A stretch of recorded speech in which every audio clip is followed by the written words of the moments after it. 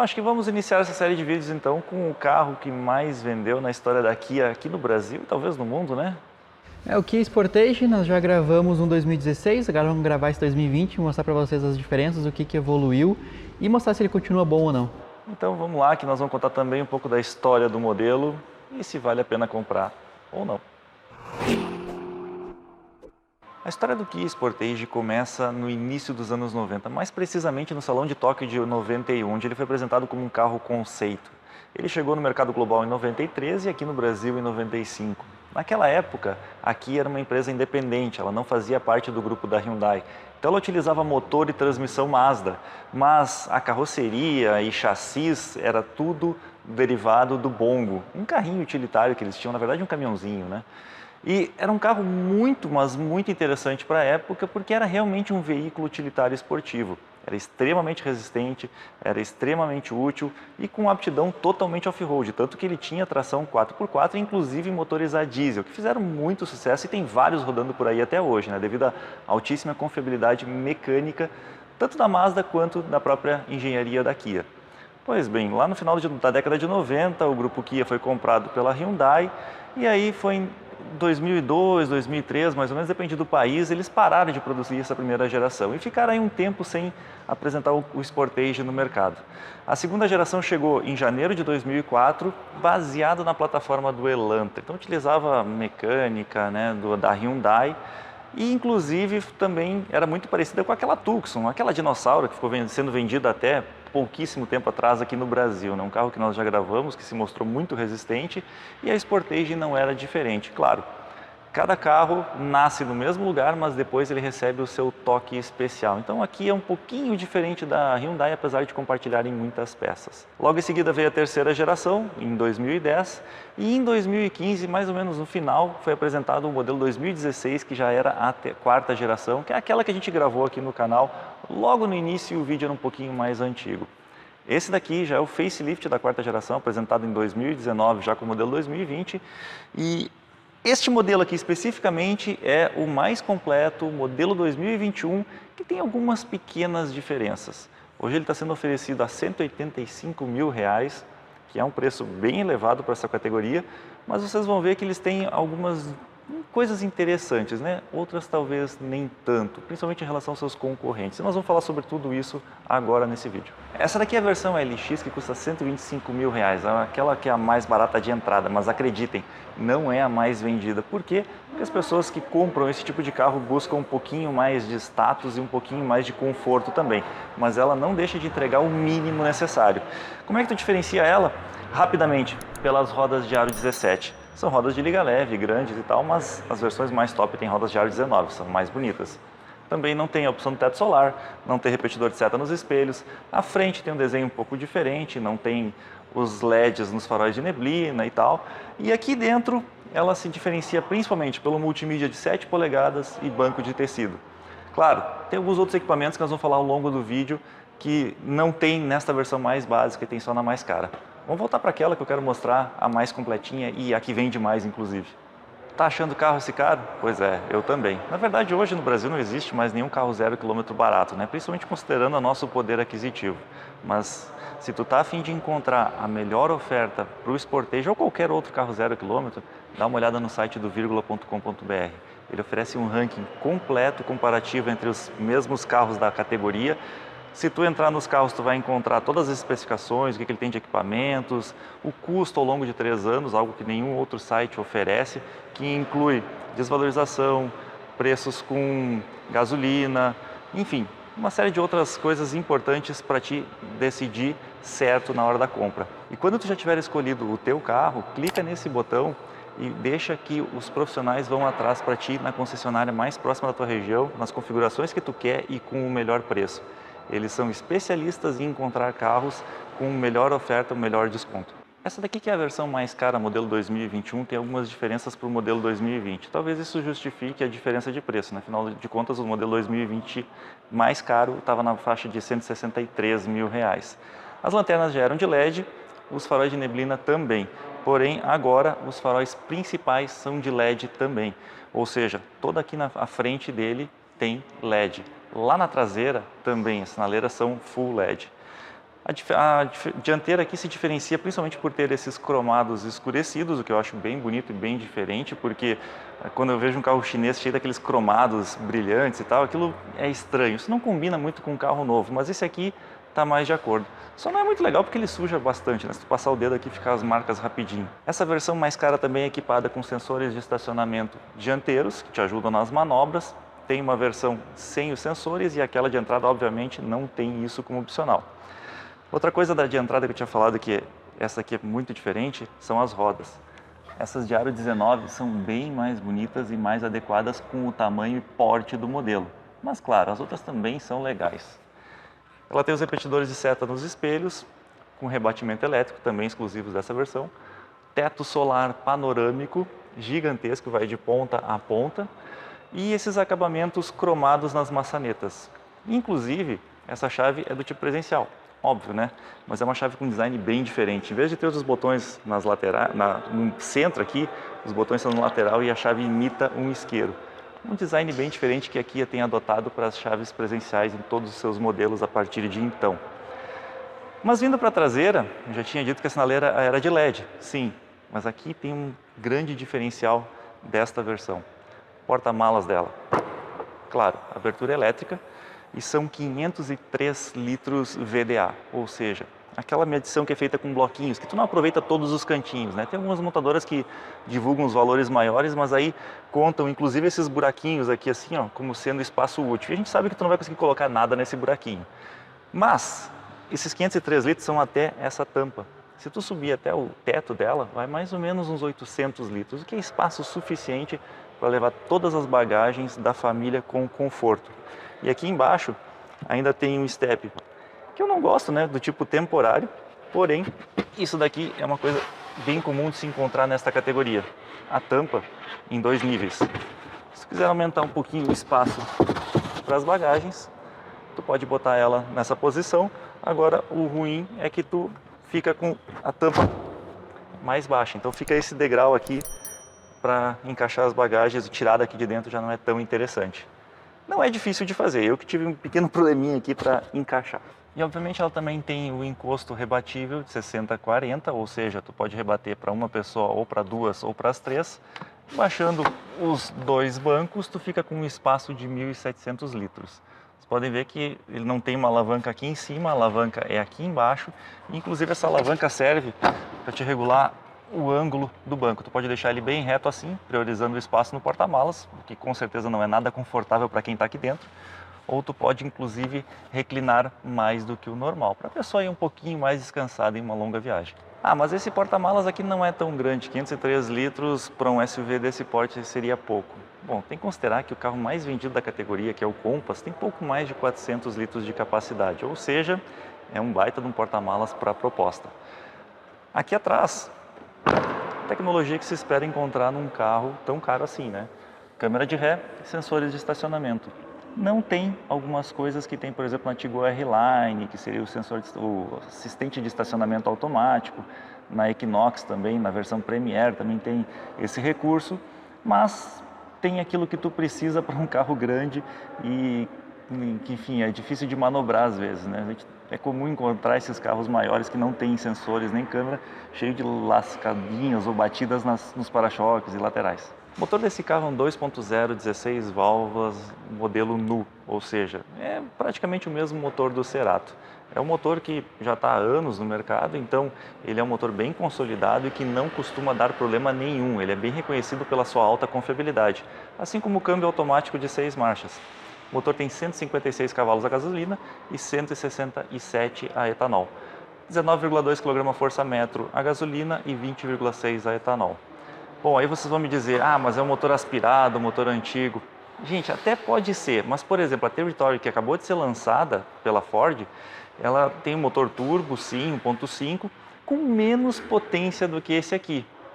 E aí, o que vale a pena arriscar? No motor turbo, que a gente sabe que no futuro a manutenção vai ser bem mais cara, ou no motor mais simples? Depende muito. Por exemplo, a Tiguan R-Line são mais de 200 cavalos, mas também mais de 200 mil reais, né? Sim, não dá para esquecer que tem a Equinox 2.0 Premier, que custa 172 mil reais, ou seja, é mais barata que essa e tem 262 cavalos. O desempenho dela é sensacional. Agora, é um motor que a longo prazo tende a ser mais caro para manter. Por quê? Porque a questão do turbo, os componentes e tal, esse aqui é um motor mais simples. A gente vai andar e vai ver se o desempenho condiz com a proposta do carro ou não. Agora, algumas coisas entregam a idade do projeto, né? Varetinha para segurar o capô, que num carro de quase 200 mil definitivamente não combina. Pelo menos tem isolamento aqui de ruídos, né? Que algumas pessoas valorizam, eu sempre digo, isso aqui não serve para praticamente nada. Lá atrás, na parede de fogo, onde é mais importante, a gente vê que é bem acabado e tem forração também. Lá sim, é muito importante. Só que aqui tem um ponto bem complicado. Ainda tem o tanquinho de partida frio, que tu bota a gasolina quando tu anda com motor a etanol. O Cerato já não tem mais, né? Enquanto a primeira geração trazia chassis e tração traseira com eixo rígido e suspensão semi-independente, a partir da segunda geração, esse carro começou a vir com monobloco, tração dianteira e suspensão do tipo multilink na traseira, algo que te traz muito mais segurança e conforto na estrada. Vocês podem ver também que ela tem freios a discos na traseira, que eu acho muito importante para um carro deste porte e que utiliza bastante o freio aqui atrás. Normalmente carros pequenos não utilizam tanto. Carros maiores, vocês podem ver, tem alguns até que tem o freio traseiro maior que o dianteiro. Ok, nós já vimos tudo que tem de diferente por fora, falamos do motor e tal, mas vamos ver como é que é o acabamento interno e o que ela oferece de equipamentos. E aí, Gustavo, e aqui dentro, como é que é esse carro? Acabamento, assim, ó, surpreendentemente bom. Quer dizer, surpreendentemente não, porque o preço do carro deveria ser superior a esse eu ia te acabamento, dizer né? isso, né? Não é um carro barato, mas tem um acabamento realmente muito bom. Muito bom. E, inclusive, eu vou até te falar uma coisa, cara. O acabamento dele é melhor que Tiguan, que é mais caro, Equinox e tudo mais. A Equinox é mais barata, né? Mas, enfim. A Tiguan, a Volkswagen não tem acabamento muito bom, não adianta, né? Mas o da Tiguan é para ser o melhor, né? E com certeza é um dos melhores que tem. Assim, ó, todo ele soft touch, assim, até com essa imitação de couro aqui. Lateral também, couro toda a porta, onde a gente apoia o braço, esse black piano. Realmente, assim, ó, encaixes muito bem feitos. Realmente é o padrão que aqui chama de N1, né? Que é um padrão mais top. E vocês podem ver que o desenho do painel já é um desenho que já está sendo usado há alguns anos, mas ainda assim eu acho ele bem atual. O que talvez algumas pessoas estranhem é o painel aqui, né? Porque ele tem o velocímetro, contagiros, marcador de temperatura da água e combustível analógicos, lembra muito os da Volkswagen, mas isso é meio padrão em toda a linha daqui. Ela ainda não adotou aquelas telas de TFT gigantescas de 12 polegadas, que nem a maioria dos concorrentes. Ela tem esse computador de bordo de tela relativamente pequena, se não me engano são 3 polegadas e meia, e monocromático, que é uma reclamação que inclusive o Gustavo fez para o engenheiro da marca, né? Ele disse, por que não colocaram uma telinha colorida? Ele disse, pois é, poderia ser. Mas ela tem muitas informações, todas as informações que tu precisa, na verdade, menos uma. Ele não tem o consumo médio, né?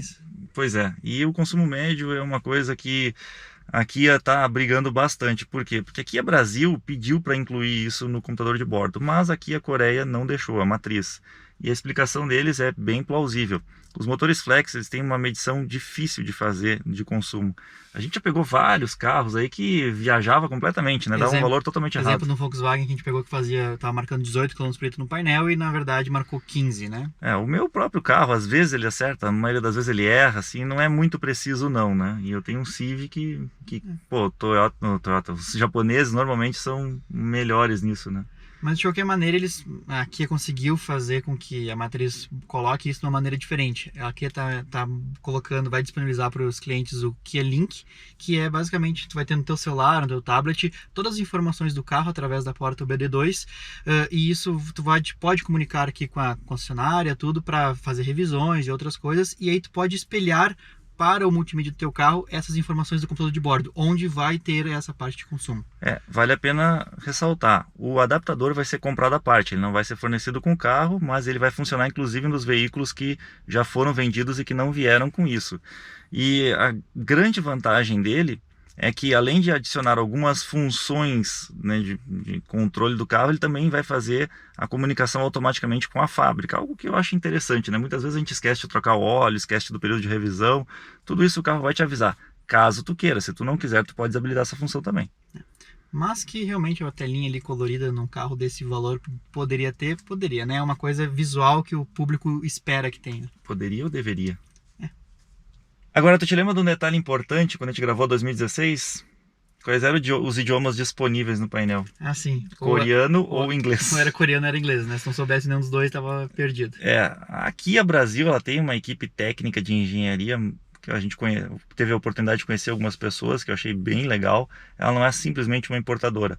Obviamente, quando veio essas primeiras unidades para o Brasil, na 4ª geração, eles não tiveram tempo hábil de corrigir esse problema. Mas agora já está tudo em português, né? Todos os carros, na verdade. Os outros que nós vamos gravar também, o Cerato, o Rio, todos eles estão em português. Exato. E a parte mais legal é que essa equipe técnica da Kia Brasil, ela não é simplesmente uma equipe que especifica algumas coisas e escolhe lá no catálogo. Não, eles sugerem e pedem alterações para a fábrica também. Então, suspensão de todos os Kias vendidos no Brasil são tropicalizadas. Algo que eu sempre falo, por que os franceses não fizeram isso, né, cara? É verdade, eles têm um centro aqui em São Paulo só para fazer isso e fazer homologações também da parte de emissões e tal, e fazem até para outras empresas, isso que é interessante. É pena que não deixaram a gente conhecer, né? Mas claro, a gente entende, né? Por quê? É segredo industrial. Mas já que a gente falou do multimídia, esse aqui é um multimídia de 8 polegadas, enquanto na versão mais simples é de 7. Tem todas as conectividades que precisa, Android Auto, Apple CarPlay. É um sistema bem fácil de mexer. O que eu gostei aqui, ele tem tanto a parte touchscreen quanto aqui embaixo as teclas físicas, que eu gosto bastante. E o ar-condicionado digital também é todo com teclas físicas, mas tudo que tu mexer aqui vai aparecer lá no multimídia também. E vale a pena lembrar, né? Essa versão mais cara tem um ar-condicionado Dual Zone, a versão mais simples é um ar-condicionado manual, não é esse automático legalzão aqui. Aqui também colocou o carregador wireless na Sportage. O carregador aquele por indução, né? Que tu larga o celular ali e ele carrega. E aqui vem uma coisa bem legal. Às vezes o pessoal deixava o controle da garagem, por exemplo, ali de noite no carro e o controle estragava, né? Então o que a Kia fez? Ele só começa a carregar se tu tiver com as portas fechadas e com o carro ligado. Outra coisa importante, os bancos das versões mais caras são elétricos, tanto do motorista, que tem 10 regulagens de posição, quanto do passageiro, que daí tem 8 regulagens. Isso é uma coisa difícil de se encontrar em alguns carros, né? A maioria tem só no banco do motorista. Mas uma coisa que às vezes confunde um pouco as pessoas é a questão dos modelos desse carro, né? É difícil de entender algumas variações e tal. Essa aqui é a modelo 265, ou seja, a full trim, é a mais completa de todas elas. Então tudo que a gente vai mostrar para vocês hoje aqui faz parte do pacote de R$185 mil. Tem uma versão mais baratinha, não dá para chamar de baratinha, né? R$164 mil. 21 a menos, é bem considerável na verdade. E ela tem pequenos detalhes a menos, quer ver? Ela não vem com o detector de ponto cego nos espelhos, ou seja, aquele alerta que tem lá, que eu acho bastante útil. Ela não vem com o freio de estacionamento eletrônico, que inclusive tem auto hold, que é uma função muito útil para quem anda bastante na cidade. O freio dela era aquele no pé aqui do lado, né, como a gente já tinha visto em algumas outras versões. E também não tem o carregador wireless, nem o teto solar panorâmico. Então se tu quiser economizar R$21 mil, tu pode deixar de levar para casa essas coisas e o resto é praticamente o mesmo que a gente está vendo aqui. E depois aquela mais barata de entrada, né? Que aí perde mais outras coisas. Algumas a gente já mostrou, outras a gente vai continuar mostrando para vocês agora. Mas Felipe, eu acho legal também fazer o comparativo com os concorrentes do mercado, né? Por exemplo, a Compass, que é a mais vendida. Não vou pegar as diesel, porque as diesel já são muito mais caras, outro motor, já 4x4, já é diferente. Mas pegar a versão mais cara da gasolina, R$159 mil. É mais barata do que essa aqui? É, mas também vem com menos equipamentos. Se equivale à versão quase que de entrada dessa aqui. Então, eu acho que nesse ponto ela está num valor equivalente, até porque ela entrega um pouco mais. Se tu pegar, por exemplo, o 3008, já começa em R$207 mil. Já está muito caro. Se tu pegar a New Tucson, que divide plataforma com ela, a New Tucson é R$159 mil, mas também tem muito menos equipamentos do que ela. Exatamente. Então, e até deixa eu falar mais, o 3008 que tu citou antes, que é um baita carro, super equipado, ele tinha um preço muito atraente até pouco tempo atrás. Ele estava na faixa de 170, menos de 180 mil reais, né? Com massageador de bancos e tal. Agora, o 3008 subiu demais por ser um carro importado e variar muito com o dólar. Esse aqui também está sofrendo um pouco, né? Mas ainda não subiu tanto assim. Pode ser que daqui a pouco o valor dele realmente fique inviável, mas por enquanto a gente ainda acha que está num nível aceitável, né? Exato. Não vou dizer barato nunca dá para dizer, né? E tem a nova Territory da Ford, né, que lançou agora, que tem um preço igual, praticamente, né? Os mesmos R$185.000, só que vem com mais recheada de equipamentos. Só que a Ford ainda é lançamento, ela tem que provar ainda se ela vai ser boa ou não. Eu acho que a grande dúvida da Ford Territory é o fato dela ser um carro chinês, né? Só rebatizado de Ford, porque é um Yusheng S330 Pois e é, isso... tem que provar ainda, a né? durabilidade a longo prazo vai ser complicado de chegar perto desse aqui. Esse aqui é um carro que está há muitos anos no mercado, só aqui no Brasil são 25 anos e ele já provou que é um carro muito duradouro. Exatamente. Agora, se quiser um pouco mais de equipamentos, tem essas outras opções, inclusive uma Tiguan R-Line, com motor mais potente, que a gente já comentou, né? E também a Equinox também. Nessa faixa de preço aqui tu consegue uma Comfort Line 1.4 Turbo, que eu acho que de motor é mais interessante do que ela. Agora, o acabamento interno da Tiguan definitivamente não é tão bom. Eu não estou falando em tecnologia, eu estou falando em acabamento. Eu acho que em tecnologia esse carro aqui ainda fica devendo para os concorrentes. Certeza. Agora, olha esse acabamento aqui, ó.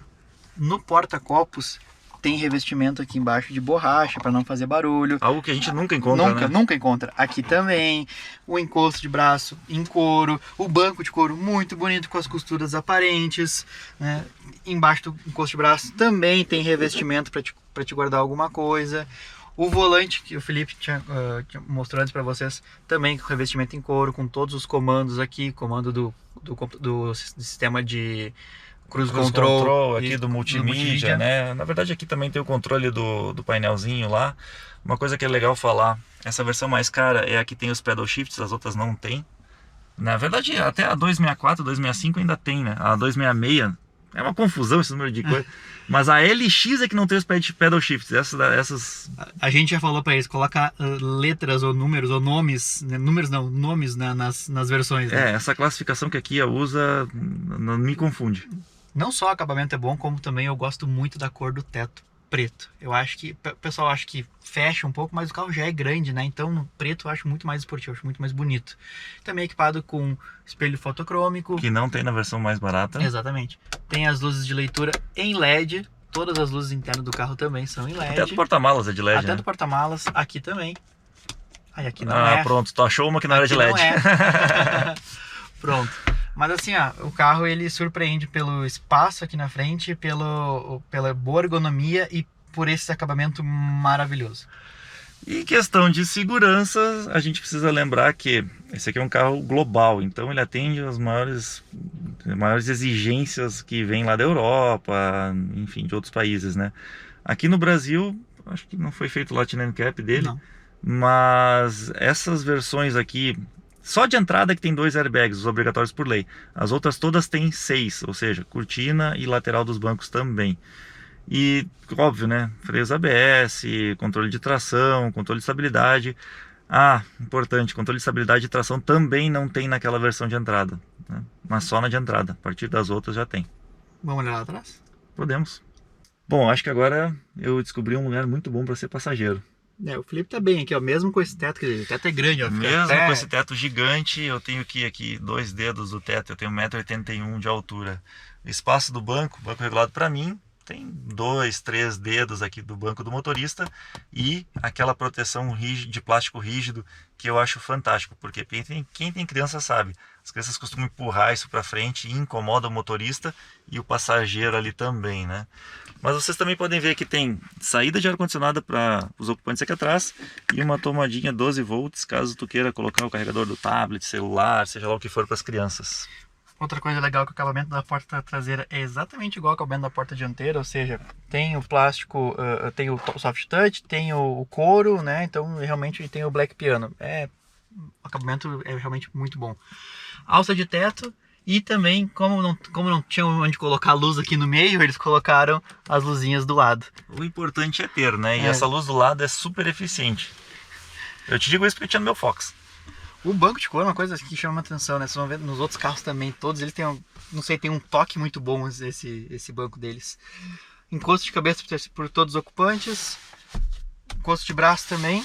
E o cinto de 3 pontos vem aqui de trás, ó. Eu não vou puxar porque ele tá fechadinho, mas tá aqui de trás. E aqui vale a pena falar uma coisa, né? Esse carro aqui, ele compartilha a mesma plataforma do Tucson. A gente já falou isso. E a terceira geração era um iX35 com a cara da Kia. Um amigo nosso tem uma X35 e ele disse que até hoje é o melhor carro que ele comprou para levar 2 cadeirinhas e um adulto no meio. E a gente pode ver isso claramente, né? Nós estamos bem folgados, eu posso chegar mais para o lado, acho que tu também pode chegar um pouco mais para lá. Sim. Então, colocando 2 cadeirinhas grandes aqui, o adulto no meio, aqui o terceiro adulto vai com folga. Não vou nem dizer fácil, vai com folga, né? E eu gostei disso aqui, ó. Que não foi. Que não foi porque já tá pra trás.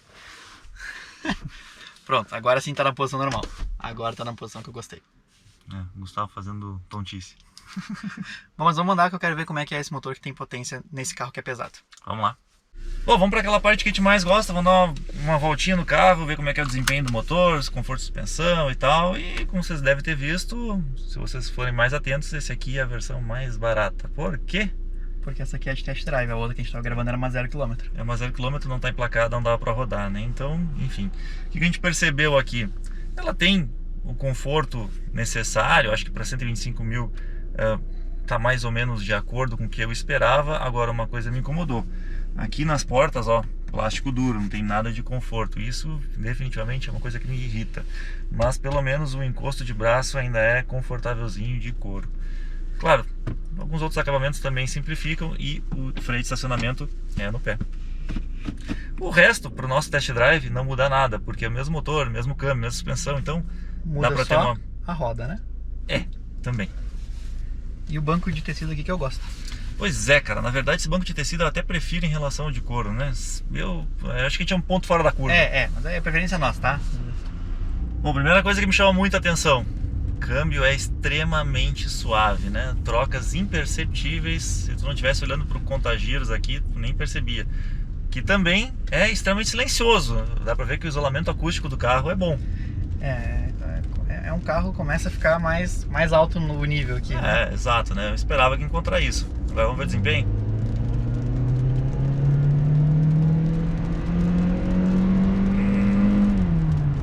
Fraco, né?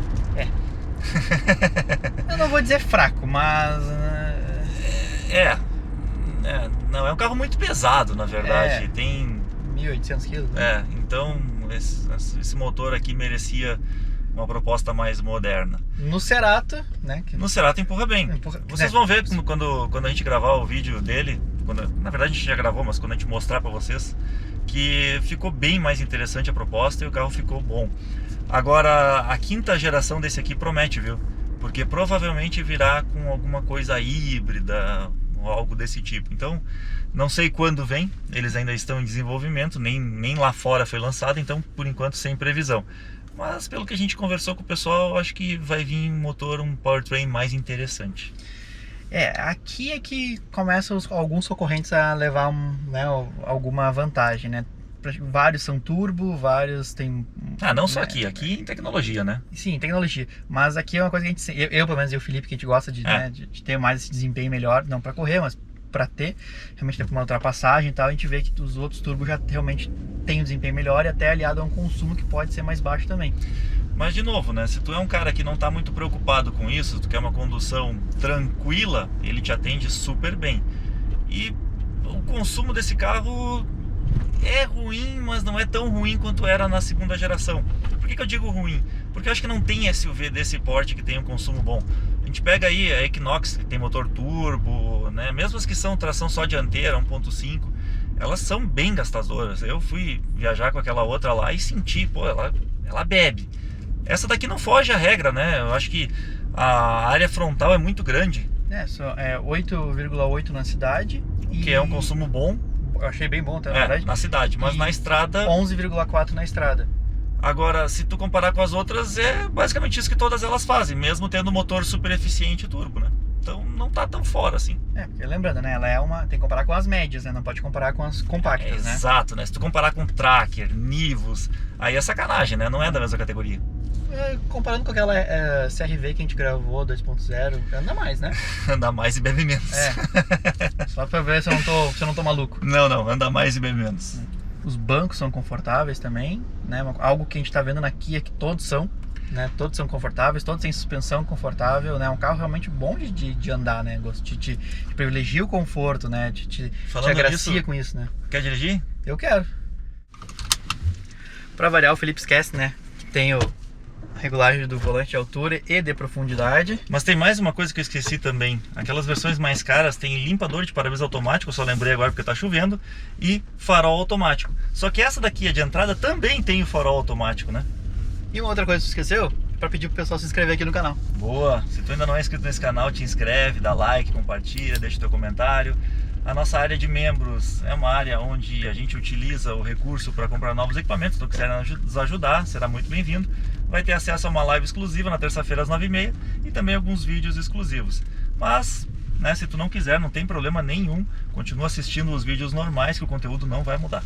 Direção elétrica, super macia. Leve, né, cara? Precisa também. Muito boa. Gostei demais, cara, demais. Esses botões aqui do volante também são muito bem feitos, cara. Tu vê assim, ó, mesmo essa versão aqui que é de entrada, os acabamentos dela são muito bons, né? Os encaixes são bons das peças. Claro que daí tu percebe, como não é soft touch, tu vê que não é exatamente igual a mais cara. Mas ainda assim, pro padrão, pro nível da categoria, tá bem de acordo. Eu diria que os encaixes dela são melhores que os da Equinox, que é mais caro que essa versão. O preço de manutenção desse carro não é algo assim muito caro, mas também não é nada convidativo, tá em torno aí de 4.500 a 60.000 quilômetros, isso as revisões na concessionária, mas ela tem uma grande vantagem, é um carro que não costuma dar problema, então, pô, que bom, né? E é importante, né, fazer essa manutenção, porque ele tem 5 anos de garantia. Isso, 5 anos ou 100.000 quilômetros. E aqui vai um detalhe importante, preste atenção quando for comprar um Kia, se tem uma concessionária próxima de ti, por quê? O carro é bom, o carro não estraga, sim, porém, tu precisa fazer as revisões na concessionária, não adianta levar no mecânico de confiança para te ter acesso à garantia. Então, a Kia, ela tem 73 concessionárias no Brasil, que é um número bem expressivo, considerando que é uma marca que não vende tanto carro assim.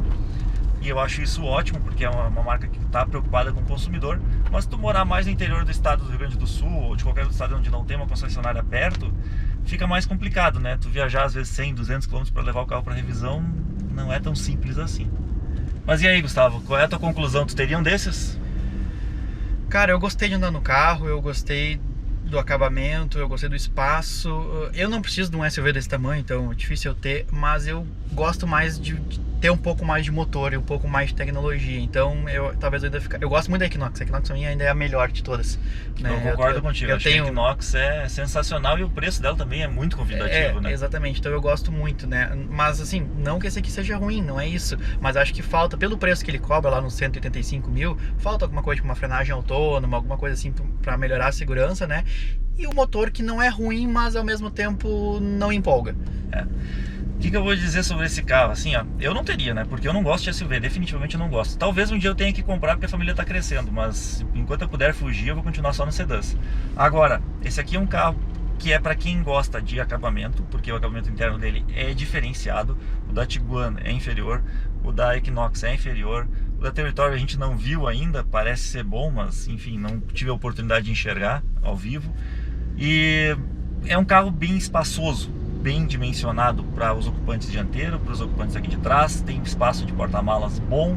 Então, no final das contas, é um carro para quem tem uma família grande e curte um acabamento de primeira e também confiabilidade a longo prazo, que esse carro já provou ser sensacional. Agora, é o que o Gustavo falou, né? O motor é fraco, não é tão forte assim, apesar de ter melhorado em relação a algumas gerações anteriores, que usava aquele 140 e poucos cavalos, né? Mas ainda assim é um motor que eu acho que merecia algumas coisinhas a mais. Então tá, pessoal, se vocês tiverem mais alguma dúvida, alguma pergunta, por favor, deixa aqui embaixo nos comentários. Na medida do possível a gente vai responder a todos. A gente queria agradecer a Kia do Brasil por ter nos convidado a vir aqui e tu conhecer o pessoal que trabalha, ter a oportunidade de conversar e tirar dúvidas com eles e principalmente gravar o carro e falar tudo o que a gente realmente pensa, sem dourar a pílula, né? E se vocês já tiveram uma Sportage dessas, né, ou tiveram algum outro carro da categoria, comente aqui a sua experiência, isso aqui é sempre muito válido. Exatamente. Valeu, pessoal. Valeu. O bom de se aplaudir aqui dentro é que tem um eco tão grande, cara, que todo mundo aplaude de volta, né? Vamos andar, eu quero ver se esse motor aí, mesmo com potência aspirado, vamos ver se anda bem. Por favor, né? Mesmo com potência aspirado, o que tu quis dizer com isso, cara? Que frase é essa? Bom, mas vamos andar que eu quero ver como é que é esse cavalo. Isso, né? Se não fosse o Inovar Alto, que a gente vai contar no próximo vídeo o que a gente já falou no outro vídeo. Eu me perdi, não sei se vai Não, tu entrar passou no depois. pare ali, quase o cara, na preferência do cara, e ainda erra tudo que tá falando. Como dá pra... Tá, mas o cara tava longe. Sabe onde é que tá? Não faço... Ah, que maneiro. Eu também não. Mas, tchê, se tu aguentou até aqui é porque tu deve ter gostado desse vídeo, né? Então não esquece de dar teu like, compartilhar ele, mostra pros teus amigos e te inscreve aqui no canal. Nós também temos o Instagram, onde a gente coloca fotos diversas, coisas que a gente está gravando, coisas que não costumam vir aqui pro YouTube. Tem a seção de membros, onde também tem assuntos específicos, conteúdos exclusivos e a nossa página no Facebook. Esperamos vocês lá.